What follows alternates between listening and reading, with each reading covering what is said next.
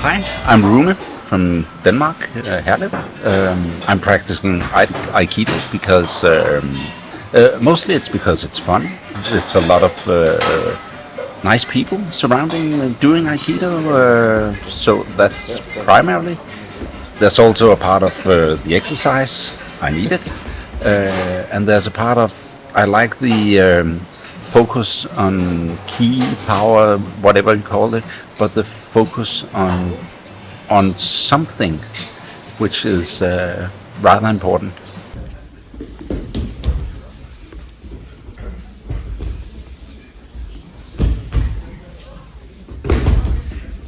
I'm practicing Aikido because I need to be in good shape.